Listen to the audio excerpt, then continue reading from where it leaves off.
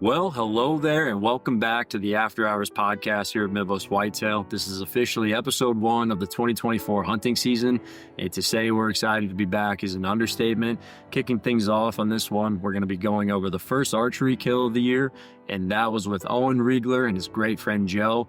October 2nd, they found themselves standing over a beautiful 8-point with a big split G2. And these guys have an incredible story, just as far as how they met, how they became great friends. And that's something that we dive into along with the tactics that saw them have some success. So excited to be back. Like I said, hope you guys enjoy this one. And then finally, just to kind of tee up what to expect, we're going to be trying to pump these things out as much as possible over the next few months, whether it's success stories, time of year tactics. You just let us know in the comments section what it is that you want to see. If you're watching on YouTube, leave it there. And if you're listening, you can also watch these in the video form over on the YouTube channel. One update, if you haven't been following along with the video posts, just the big change this year at Midwest Whitetail, we went away from the Midwest Whitetail Daily Series, and now everything besides the Midwest Whitetail Regional channel can be found on Midwest Whitetail's YouTube page. On Mondays, we still got our main show, and this is the new thing. We're calling it The Chase. Tuesdays will be Caleb Griner. Wednesdays would be Owen Riegler. Thursdays are going to be Mike Reed. Friday, Zach Rosmus. Saturday, the Office Guys, and then Sunday, myself. And we're just trying to give a deep dive look at each week, what the tactics are, what the hunts entailed, and then obviously on the Monday shows, success stories and time of year importance. So appreciate you guys listening and watching wherever you are. Hope you're having a great season. This is only the beginning, and let's dive into the action now with Mr. Riegler and Joe and hear a good deer story.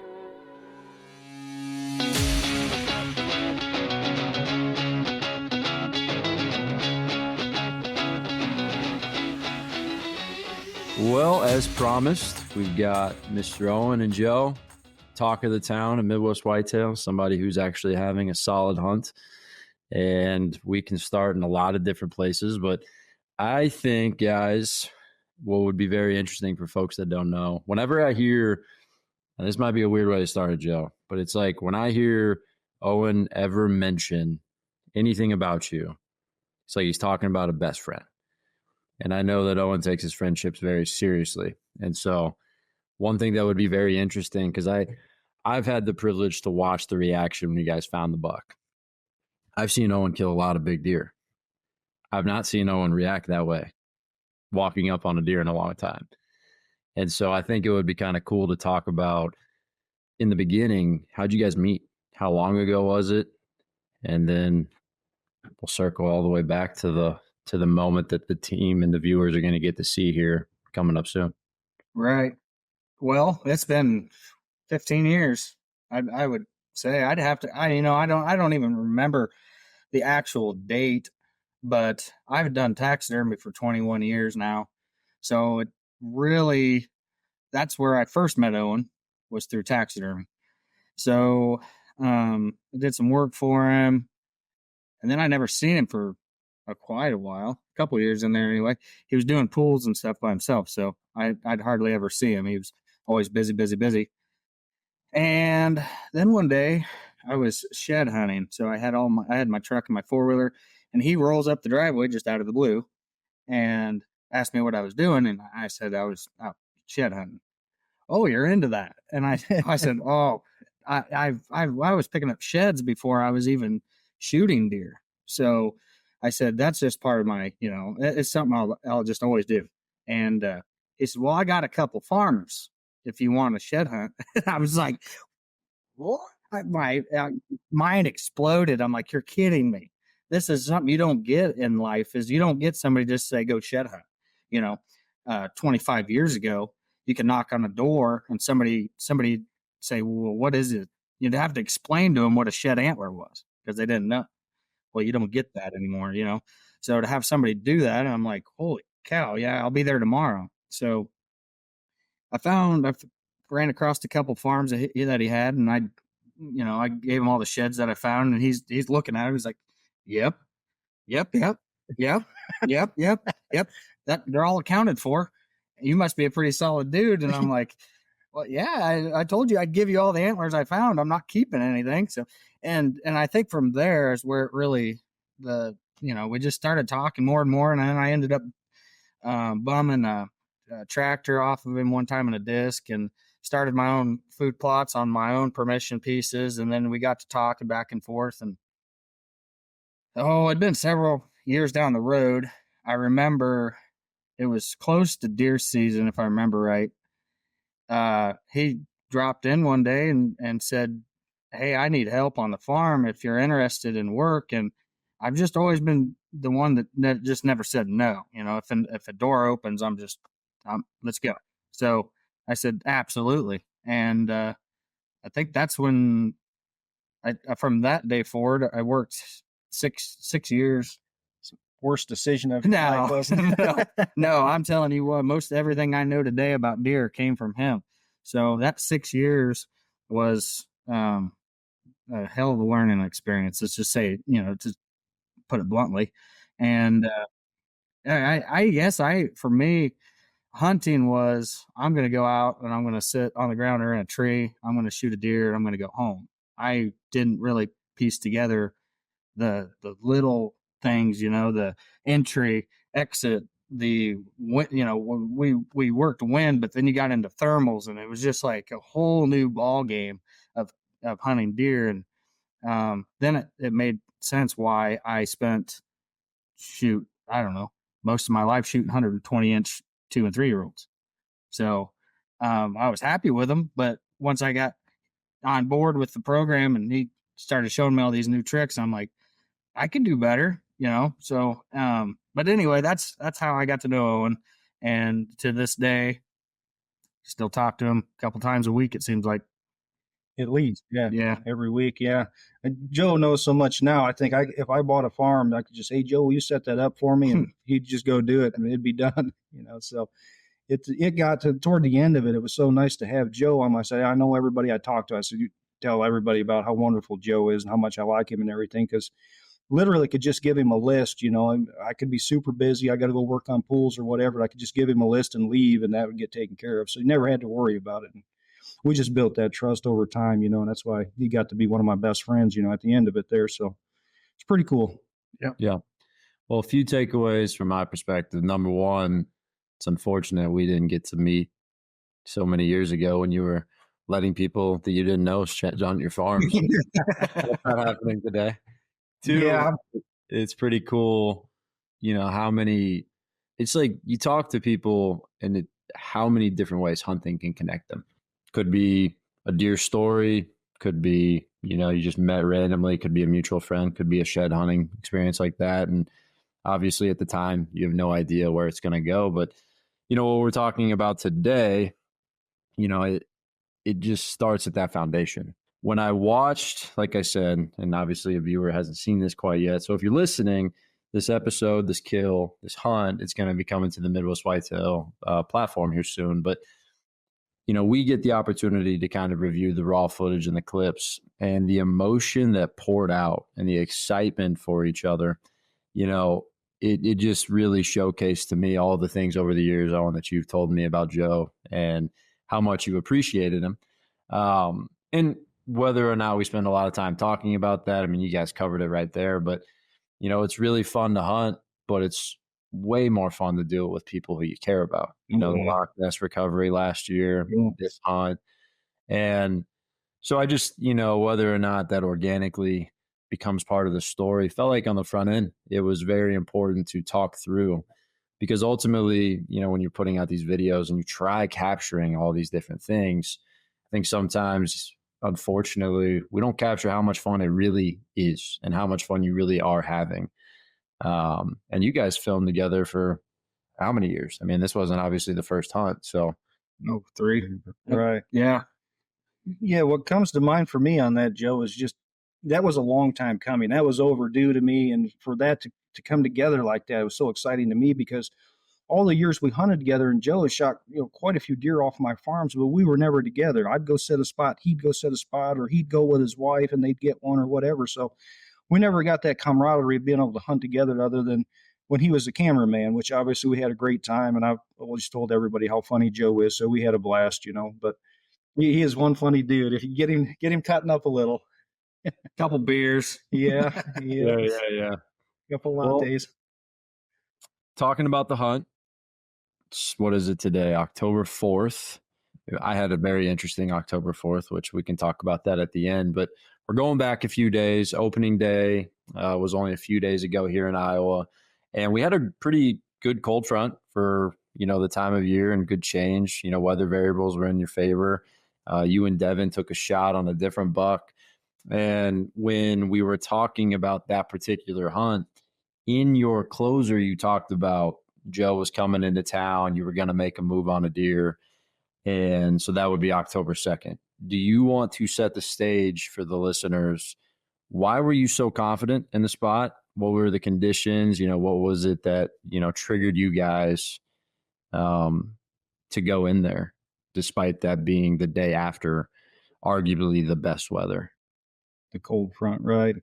Yeah, I think in this particular case, it's just years of being able to hunt this spot. And Josh, I know you and I have hunted this area a lot as well. And you're not typically going to see a bunch of deer over there, but it sets up so well. There's just cover all around this spot where we're hunting. And most of my really good spots are like that. There's cover, maybe on three sides or whatever. There's a lot of cover in the area. So typically early season, they're bedded close to that. And that's the key, I think, to that spot. Why I have so much confidence. I feel like they're bedded right there, and so they don't have to get up but 10 or 15 minutes before dark to get there. And so that's why I was so confident. I didn't expect even necessarily to see this deer. I thought it'd be one of them we might see, but, I thought we'd see the wraparound 8, before this deer. I was highly confident in that, and we didn't see him. So you never know, but it just sets up good for early season with a lot of cover, and they seem to bed right there. As long as you can get that south wind, it's dynamite, and it's almost bulletproof. This is one, it's really tough for them to get downwind. It's just a bunch of thick cedars in there behind us, and it's one of those few bulletproof stands we have. Yeah, you made the mention of three sides of cover, and the one thing that, having had the opportunity to hunt with you many different places on your properties, the access is always going to be on that other side. And that is something you talk about all the time, getting in clean, more importantly, getting out clean. And I think that's a huge part of why these spots produce year in, year out at multiple times of the year. So how this spot broke down, because I haven't actually got to watch the hunt. So you've got great access. You're hunting this on a south wind. And this was the first south after a few days in north. So you do have that change. It wasn't overly hot per se. And like you said, the biggest thing is that they don't have to go very far. You're intentionally placing the food right next to the cover. I'm assuming you've enhanced some of this cover closer to the food than you might have other in different spots. Like, you made a really interesting point on your chase video. I think, what is it now? Week 4 was what it was. You talked about how, deer bed in a particular draw, and you've done everything not to enhance it, because there's certain places you want them to bed. There's some places they naturally will bed, but you're going to place the ideal cover in a spot that allows you, again, to take care of all these different variables we're talking about. What did you choose to plant there this year? Like, what were you guys hunting over with that south wind in base? Well, that was a great point there, Josh, because that's exactly the setup we have over here.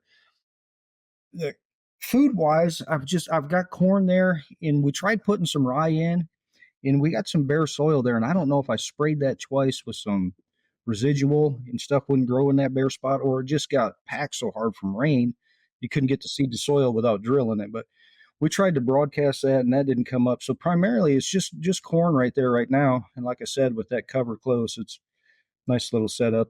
And to your point about the cover too and not enhancing that, that's exactly what I did with this one. As you come into that through our mowed trail like I normally do, none of that cover is enhanced through there. Again, I mean, you don't want them bedding there. I don't. Sometimes they still will, but the hope is don't enhance it and give them better cover back farther where you want them, It's usually the does and the fawns are usually the ones that bed right where they're going to mess you up, Yeah, exactly. One thing that is notable too, Owen mentioned the south wind. It was a very stiff south wind for most of the day. At least where I was, I'm about 45 minutes north of you where I was hunting, but we actually, despite the conditions, snuck in because of that sound cover. The draw that I wanted to get a new stand in on this property where we haven't named it, but the big deer is, there's a bunch of cottonwoods throughout the draw. And I was like, man, those are going to be super loud. It's going to give me the noise cover I need. And if we feel like we got in clean, we'll hunt it. But that might be another factor to consider of like how you're able to get in. So, yes, it's a south wind, but that speed, you got corn stalks blowing, you got leaves blowing. That sound, barrier also probably makes a difference. Now you mow your trails, right? So I think that you can get away. I shouldn't say get away. You've earned the right to get away with murder, right? But on Just different properties, to a degree. Yeah. what is that? To a degree, yeah. They did. Well, I've found, I guess, whenever I mow a trail, the deer use it. So it's always backfired for me. And the point of the trail was to knock your scent down, getting in, make it quieter, like you're talking. But it seems like anything I ever do backfires anyway. Yeah, you always have to consider that. Anytime you make a trail anywhere, whether it's in weedy field, timber, or whatever, most of the time deer is going to use it. So you always got to think about that. Is that going to mess me up if they use my trail? Are they going to be downwind? So Yeah. that's a good point. So you get in the blind. You're not expecting to see a ton of early deer movement. What all did you guys see? I guess just run us through the hunt a little bit, because frankly, I know you killed an awesome buck at this point. So yeah. that's about where I'm at. So what was the, getting in, what unfolded? Well, that when we got there, we were definitely just the walk we had alone. We didn't overdress by no means. We actually took an extra layer just in case it got cool in the evening, and it was pretty warm by the time we got there. I mean, it was the walk in, and it's normal. We kind of expected it, but got settled in, and we were 3 hours before dark, weren't we? I'd say something like that. And I was lucky enough to see a turkey. Of course, there's about 6,000 of those out here. So, and it, as to be expected, I guess the last 45 minutes was going to be the prime time. And sure enough, a doe came out, and she wasn't, I wouldn't say acting all Karen, but she was just kind of looking around, being nosy, and never blew, never did anything. Shortly after, a spike buck came out, and he just sat down there minding his own business. I think they worked within 50 yards or 60 or something, and stayed out there for 10 minutes, and gradually worked off kind of to our disadvantage. Of course, they would have never worked their way that far behind us to get our wind, but they ended up going to the north. It wasn't too long after. I mean, that deer I shot, he came out and gave us probably 15 minutes of footage. We had plenty of time, but there was a span between those two deer and him, and those are the only 3 deer we seen. I mean, that last 10 minutes is going to be, make it or break it time, I guess. And it was the wind died down. It was cool, and it still felt right, like something could happen. And I mean, right out my window, I see this rack coming through the weeds, and I don't even know if the camera was on by that time, because it was all just kind of like, am I seeing this right? And he pops out 25 yards in front of the blind, and I'm at a loss for words at that point. And you could tell by the footage, even the recovery and everything, I didn't know what to say. I mean, to this day, I'm just still like blown away at the whole thing. So, yeah. And then, the rest is history, I guess, is how they say. This is like TV here. I don't even know how this all works. That was the best 3 words I got to hear in a while. There he is. And honestly, there he is. It was like the first thing that came to mind, because it was like, that's a big deer. I mean, that's got to be a deer we're hunting, right? I mean, like, then he pops out, and I'm like, yeah, that'll do. So a couple, before we get to the kill shot sequence and everything that transpired there, one of the things, now tell me if it didn't happen down there and this wouldn't apply, but where we were hunting to the north of you guys, that wind fell off. And it reminded me a heck of a lot of October 6, 2023, when Owen, now granted it wasn't the cold front, but the point I'm going to bring up might matter if you're a person trying to consider, do you go on the okay day, not the great day?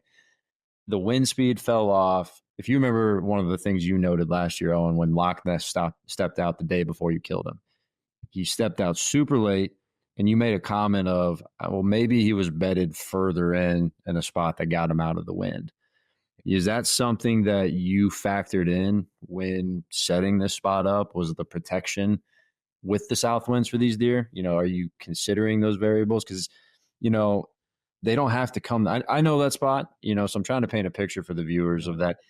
It's not a huge, like, giant block of timber. Like, all the cover is, relatively speaking, very close to your food. Now, you have a lot of different options for them, but when that wind died off, they're close enough that even when they get out of their bed, they don't have to go that far. And did you intentionally set that spot up for something, of a consideration like that? Or is it just naturally takes care of itself? Definitely always think it through on any setup. Like, what are my, what direction are the hillsides facing? I guess, are they south facing, north? Always take that into consideration where a deer might bed based on the wind direction. So that's always going to be part of it. Absolutely, Josh. Yeah. So if you got a south wind, you're accessing from the north, what are the slopes that you feel like those deer were bedded in close by?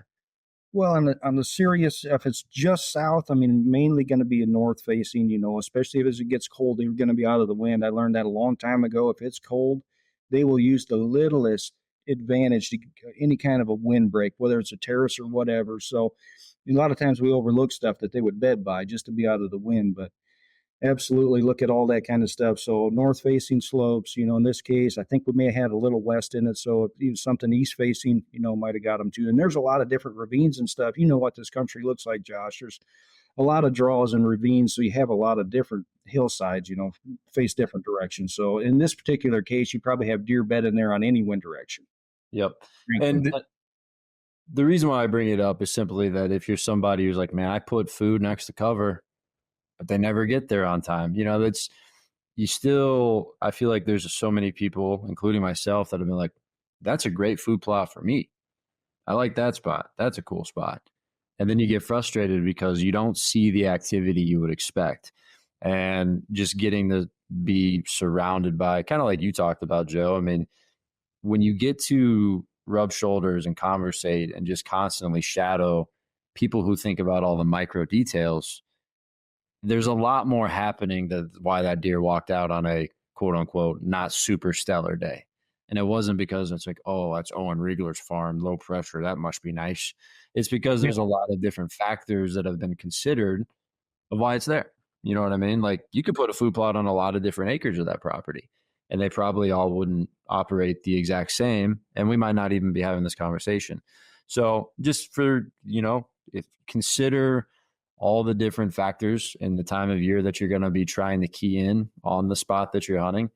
It's kind of a tangent of where we were going with this, but it just felt important because it's not just it's because it's owned by you that it's all of a sudden there's these big deer. It's owned by you. The intentionalities behind it, the success follows. Yes, and the same thing applies to anybody's piece, whether it's a lease or permission or whatever. They can do the exact same thing.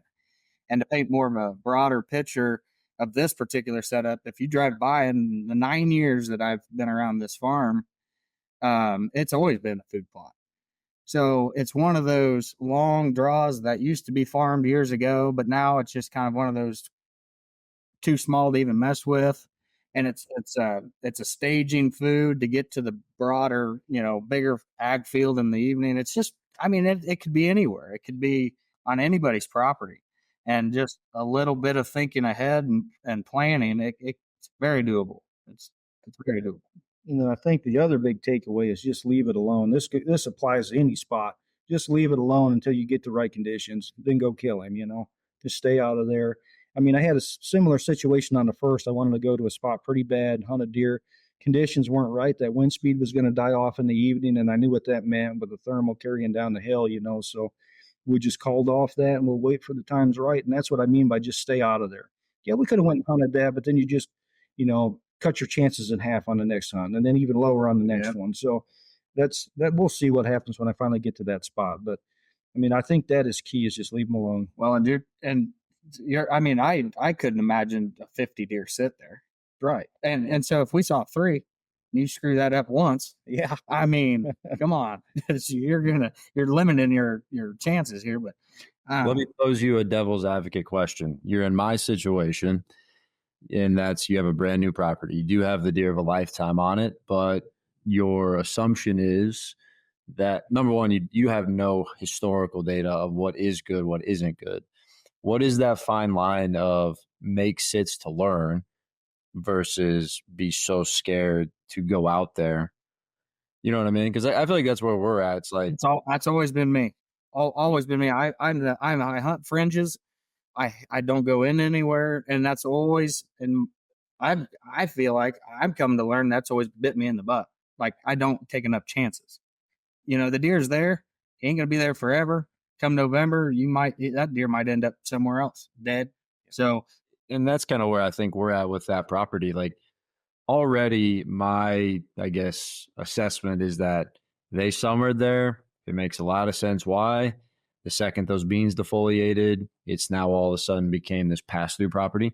I've identified different doe groups, and through those observation sits, and frankly, I wouldn't say they were like the most reserved. I mean, there's definitely some aggressiveness as far as the access and that egress. We are going through the field, and on stand, we were not blowing deer out, even though we had different, questionable winds. It's kind of amazing with two people what we were getting away with, frankly. But what my biggest worry is, it's the exit, what we were doing. And you just don't know. You're trying to find that happy medium of the deer's there. You got to learn him while he's there. Definitely don't overlook finding the happy medium, but don't get paralyzed and miss your opportunity too. Good point. But I think it depends on the property. If this is a piece you've had like year one that you had it, and I don't know how long you particularly had this spot, Owen, but if it was year one, would you still treat it the same? Or is this a scenario where back then you let your cameras tell you? I was going to make that point when you were talking about hunting your deer. I think in your scenario, I'd let my cameras do the work, get my cutty backs in there. And now maybe I've got an idea. Okay, he's doing this, a couple, 2-3 times a week or whatever. We've got a decent shot.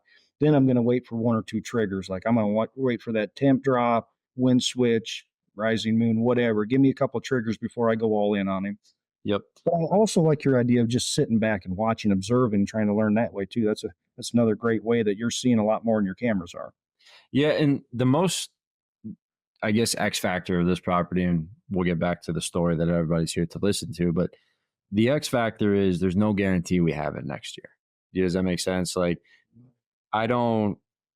Every time I go to these stands, I'm in no way, shape, or form like, man, I can't wait to get back in here year two with what we've learned. There is no promise.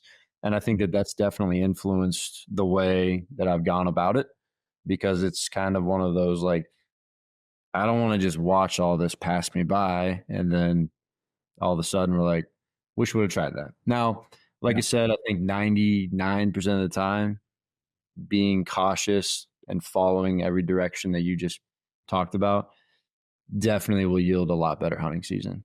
And I'm just sharing my particular scenario where it's like I'm doing some things that just don't feel right, if that makes sense. Like I know that this isn't how I would treat 95% of the permission farms that I have ever hunted. Well, not 90% of my permission farms, everybody else has permission too. So I feel like my cameras exploded in October and I never took enough, aggressiveness to go in there. And then November comes and you got a trade-off. You're going to lose some, you're going to gain some. My experience, my trade-offs have never worked in my favor. I mean, they just gonzo. You just lost them. Yeah, I lost them. So, I mean, it's never been a good trade-off for me. And I wish in the years past now, I wish I would have been a little more aggressive. Do it right, but just be more aggressive in my, and I don't know. I mean, year two, my goodness, if you do the whole, I guess I don't use the word passive, but intentional but cautious scouting / hunting, the year two, the year three, the payoff of that information, obviously analyzing it correctly is just awesome. But going back to this, scenario, Buck stepped out, there he is set in the blind. What did we start shaking? Was it just like, oh, we're ice cold, he's dead? What was going on? It's again, he stepped out and there's we'd put CRP in now, what, 3 years ago or so. Yeah. And he come out of that thick CRP standing and just went to feeding. And as to be expected, he took the edge of that CRP, that line cover, and started feeding west, thinking I was going to probably end up with a 25-yard shot out of the deal. Range found him, did the whole thing, and he was, I don't know, he's not in a hurry by no means. So I wasn't in a hurry to shoot. And Owen at one time looked over and I was holding my bow and he said, your broadhead was just steady as can be. He said, were you nervous? I said, no, I just had this in, and I was in beast mode, man. Now, had we only had somebody there that could shoot, because that's after you watch, it's like, man, I'm going to catch a lot of flack in this, but it was a very lethal shot. I had a lot of fate on my side, so he didn't go anywhere, which was I'm thankful for. But he started in at the blind, and I'm thinking, okay, he's going to be on our lap, and then he ended up just feeding, heading straight on, looking at us, and we got 3 guys in this blind, and I'm thinking, this could go bad, any moment he could just stop feeding and just burn a hole through this blind and just freak out, but he didn't. You guys eye level. There's no thermal issue here, Owen, or you're flat, so no thermals are falling towards them. Right. Well, this is set up just perfect on the crest of this hill. So if you have the slightest breeze, your thermal's carrying the way it's supposed to, the wind direction. Mm-hmm. So I feel real good about that. Yep. Yeah. So he ended up almost just falling on my bow, essentially. I mean, he was 14 yards, I think, when I shot him or something like that. But he came in, everything's happening. He was slight quartered too. He wasn't full broadside. I mean, confident as can be in this shot. I mean, there's no way, I'd take that shot all day long. Drew my bow, steady as can be, and took my shot, and it ended up behind the shoulder, and not what you want on a quarter two. And I didn't even look out. I pulled the trigger, and I kind of sat back in my chair, and Owen said he's standing there. And I looked around the blind window, and he's standing at 35 yards. Ears pinned, just looking at the blind, not a hair in the world, like he didn't even get hit. And I'm thinking, is his tail up, mouth open? No, just nothing. He's not twitching. He's not going weak. He's not stumbling around. He's not doing anything. And then I start double. That what just took place, and I felt confident. I kept telling him, like, I'm on that shoulder. I'm just perfect. And then you start second guessing yourself. Why wouldn't I just let him take one more step, 2 more steps, turn broadside a little more? And again, if you were sitting where I was sitting, he wasn't hard quartered. He was, I think anybody would have took that shot. And no need not to. I mean, he's right there shooting, but after that, he would have been 35, 40 yards there, and he was another 40 yards in the timber. I mean, stone cold dead when we got there. That waited 4 hours for him, but so he didn't suffer, he didn't spoil, and that was my most grateful for. I told Owen, if we go in there and he doesn't have antlers at this point, I don't care. I want my deer. I want to make sure I'm salvage that deer, and I'll be happy. But when you get a shot like that, and they run out there and stand, nothing good comes to mind. I mean, not to mention you haven't shot a deer in a couple of years, so you're already going to be nervous. That's the second deer I've shot with a bow in 3 falls. Well, then you got 3 cameras running. Besides, I mean, you don't normally film. Like, I'm pretty used to that, but that's got to be weighing in too, because I know there's a camera presence there. I felt overconfident about that shot. And now after recovery and watching the film back, it's if I was 4 inches further forward, just right there where I needed to be, I guess I must have, back to what you asked to begin with, I must have been more rattled than I thought. I don't know. Or maybe I was overconfident. I was full draw and thought that you can't screw this up. So I don't know. I mean, I feel like when you're at 14 yards, assuming it's a little bit lower light too, and you're in a blind, it would be really hard to pick a spot that close. I mean, I know it sounds probably a little counterintuitive, but I mean, you think like, oh, you're good. I mean, that'd be a lot to just micro pick a hair in that scenario.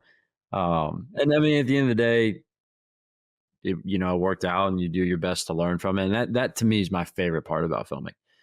I think that it's really cool to get to go back and watch memories and all those different things. And I've talked about that on some of the podcasts I've got to be guests on. And I just think to myself, how do people like remember, when you talk to a buddy, like, man, I hit him right here. I'm like, there is no way I would ever be able to actually tell you what happened in some of the scenarios I found myself.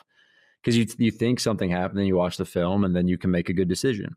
So where I'm going with that is, you mentioned 4 hours, you guys go back in, you chose to back out. I'm assuming you did not get down. Oh, we'll just go check. Let's just go take a peek. I'm assuming Owen's like, we could have. I mean, yeah. I mean, I'm assuming Owen's like, look, nothing's gained by that. And that's something that, like, when I talk to people who, lose a deer, or, I got to shadow so many different decision-making processes with Mark Drury and the guys there when I was at Drury. And you start to realize it's like, if you're unsure, just give it some time, and I mean, like, here you guys are, it's early October, prioritization still on the meat, you're just trying to make the best decision so you actually recover the animal. And so walk me through you guys' process. You've made the shot, you're evaluating it. You went home, how long? What was the thoughts, Owen, at that point? Well, I mean, you alluded to a perfect point, Josh. We talked about that very thing as soon as we got out of the blind. Should we look at the arrow? And I said the exact same thing what you're talking about. I said we don't gain anything by just walking over there. If he bedded 40 yards in, we're going to bump him for no reason, because we're going to walk there anyway. So we just snuck out, just like what you're talking about, went back to the house, reviewed the footage. That was the most important to me. And Joe mentioned the same thing as well in the blind. Let's see if we can tell exactly where you hit him. And that's what we wanted to know. That's the what I was getting just ready to say is we didn't even go check the arrow. Had I been hunting alone, no cameras, nothing, I would have been 20 minutes. I'd have walked over there and looked for my deer, because that's how confident but when he was standing there, I'm like, let's just look at the camera. And then that told us everything we need, let's just give him some time. And, we did the right thing. He was cold to the touch when we got there. He never bedded. There was dirt on the side of his rack. Like, he was dying running. Like, he never we could have very easily walked in there and had our deer, but I guess there's no reason not to come back, take a little time and prepare, I mean, we weren't gaining much by running down in there. So what did you think you hit? If you died in 80 yards, you obviously hit something arterial if you were behind the shoulder, or is it single lung, bottom of heart, or what did it end up being? Yeah. So when we gutted him, he had a back lung and all liver. Yep. is what it ended up being. Just enough. So when we actually took up the trail and you'll see is there was nothing. There wasn't 2 or 3 spots of blood in the entire track job. And when I gutted him, it was all there. I mean, he just didn't bleed. He was dead on his wheels, piled up, and he kept it all to himself. So that would make sense then why he was standing on the edge. I mean, he's not blood loss. You know what I mean? The blood loss isn't occurring. It's inside. So did you not have an exit? Is that probably, or did it plug on the exit? It was, so that 1/4 when I hit him behind the shoulder, it exited kind of low in the gut, and you'd see that. I think that, and when we skinned him, there's, I don't know, 2 inches of fat completely around this deer. And I think it was just all kind of a culmination of things. And that's why he just wasn't losing much. And the shot angle, of course, at that range, it just filled him up. And like I said, plus you had the diaphragm, where he was bleeding was in the chest heavily. And then you have the diaphragm, so it's not running back to that exit wound. So, I mean, it's separated. So that was our problem. Well, it sounds like it ended as good as it possibly could. And that's, I'm really excited to watch the full hunt, but I'm really excited for folks to get to see is what I would just allude to as the essence of hunting. You guys talked about it on the front end. You met through shed hunting. There was no expectations. There was no, I want something from you. It was just a genuine, common, passion led you guys to becoming friends from, acquaintances that led to working together, and it led to, like you said, Owen, a long overdue memory. And that's exactly what I feel like I see come out. That's awesome. When I watched it, I was like, I knew he had it in him. I knew he had it in him. What, me, that I could smile? Yeah, exactly. Yeah, it was so cool to see how fired up you got for somebody. You know For what I mean? somebody else, it was more fun. I told these guys it was more fun being there, not hunting, than if I would have had the bow, for sure. No question about that. I totally forgot that the cameras, when I seen that belly, the cameras and the everything, my server crashed, man. I'm telling you, I just went poof and I freaked out, and I'll be excited to see it too, because I haven't yet to see it. But yeah, That's exactly how it should be. I mean, that was crazy. you made the comment before we got on here that I think would be important to share, kind of driving home this point, then I'll let you guys get to your weekend. But you had mentioned to me that up until this point, last couple of years, it seems like every deer you've shot, you're shooting it, going and getting it, gutting it, taking it home, and it's all individual. And how different, could you allude to just, I guess, what did this feel like? What was the difference in those two scenarios? Yeah, the whole Midwest whitetail family in general, I mean, we weren't even back to the house and phones were blowing up, and that's big to me. And I wanted to say this before we go. I am so super thankful to Owen for even considering me. Like, come on, man. Who calls somebody and says, let's go hunting, you shoot a big old buck? I mean, nobody does that. I mean, I got friends I've hunted with for ever and ever and ever, and it's like a fight to get to the tree. Who's going to shoot it? And Owen's like, yeah, just go shoot a buck. And I'm like, okay. Drives me back crap crazy when he starts thanking me. It just seems so wrong. No, and I can't. And I wanted to mention that I'm super, super, super thankful for Owen and everything he's done for me. He's humble and he doesn't want to take credit for it, but he's taking credit for it on live television. The thing I really like about Joe and I's relationships, I think Joe has got to see me as the real person, not anybody on TV or anything, and just to see the heart that I have, Yep. I really appreciate that. Yep. Yeah. No, I've definitely got to see glimpses of it, but nothing, as I guess long term as what you guys have experienced. And I think anybody listening to this could all agree that shooting big bucks is awesome.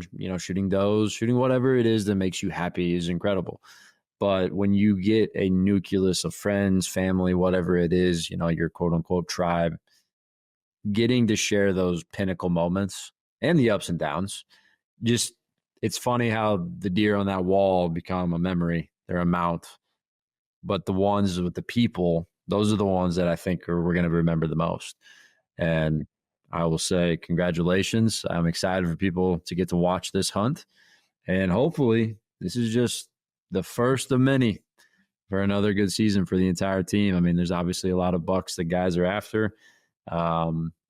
Owen, is there any, sprinkle of information of what we can expect? Is it, you still waiting on something to show up? Keying in any idea, cold fronts? What you got? I mean, that's just it. I'm looking at temp differentials and stuff like that right now. I mean, it's pretty tough sledding, You've been watching your cameras. They're not moving much in daylight. So you'd have to have a situation like this, I think, to score. Something's bedded close. And, and going back to the hunt, too, there's one thing I wanted to mention. When you guys go back and watch why we went on the track when we did rather than waiting for the morning, I'd like that to be an emphasis, a point we drive home, because I think so often it's lost that, we're trophy hunters and we only care about antlers. Yeah, everybody wants to shoot a big buck. That's true, and it's awesome, right? But at the end of the day, it's all about, conserving and preserving the venison and everything. I mean, we all eat venison. Joe practically lives off it. He shoots 3 or 4 a year and they live off it. So that was super important to us, and I would like to drive that point home, Hey, I wanted to tell you thanks for everything you do as well. You do great work, and I appreciate you. And at all parties involved, I know the guys that were here on the track job. Caleb, I don't think I helped much dragging that deer up. I know I had a hold of one side of the rack, but he was just trying to run. And I'm like, dude, I'm 40 years old. You better just slow down a little bit. So everybody involved that night, and they know who they are.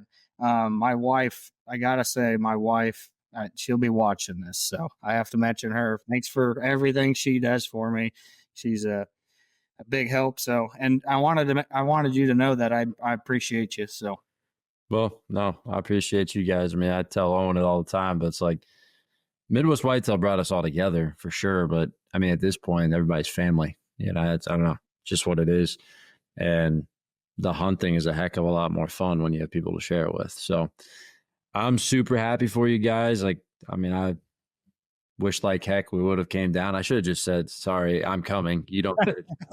yeah. You should have just said, heck with you guys. Yeah. I'm on my way. Yeah, I mean, and it's going back to kind of like what Owen was alluding to. Like, I think at some points when you're unsure, you don't want to add too much going on. You know, if there's a smaller group, you can sneak in better, probably going to yield a better result. And it made me so dang. As soon as I woke up the next morning, I texted him. I was like, well, what's the scoop? What did you get him? And he's like, big buck down. And that was about as good of a way as we could have started October. Took 2 days.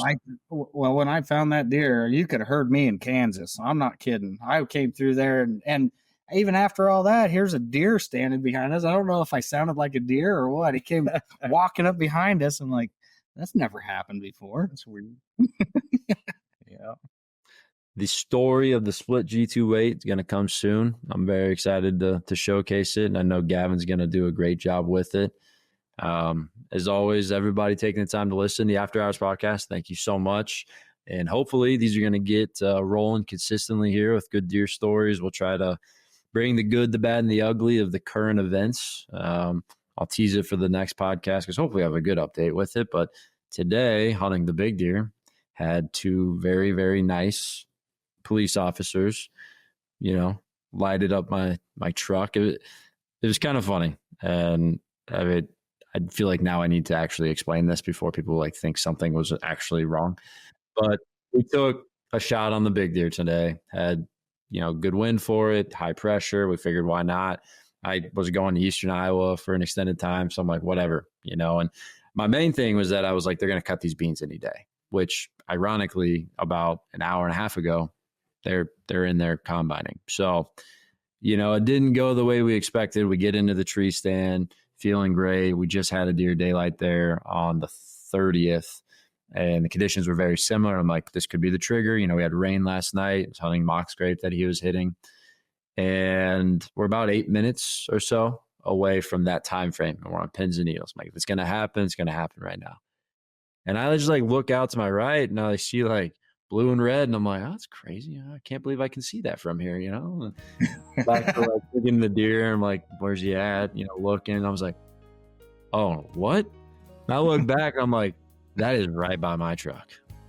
I mean, that couldn't be any closer to my truck. I was like, so I look at Evan. He's like, what are you going to do? I'm like, what am I going to do? Run. I got to go talk to them. I don't know. I don't know why they're there. And well, I knew why they were there because earlier we had seen somebody on a walk. They were literally just walking down the gravel road with a light.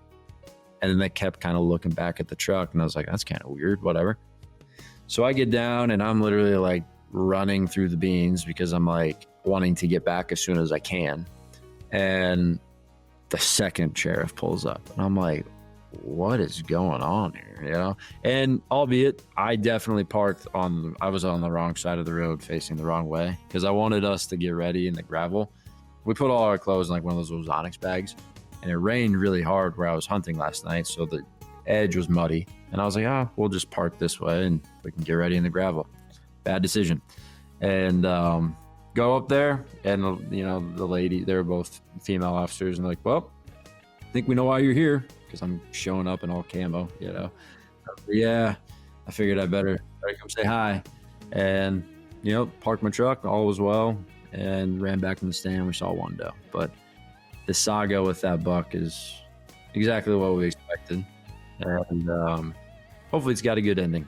But you guys sure set the bar high. And like you said, you appreciate us. We appreciate you more than And to all you guys listening, hope you enjoyed this one. Hope your hunting is going well. And we will catch you on the next After Hours podcast. See you guys. Thank you.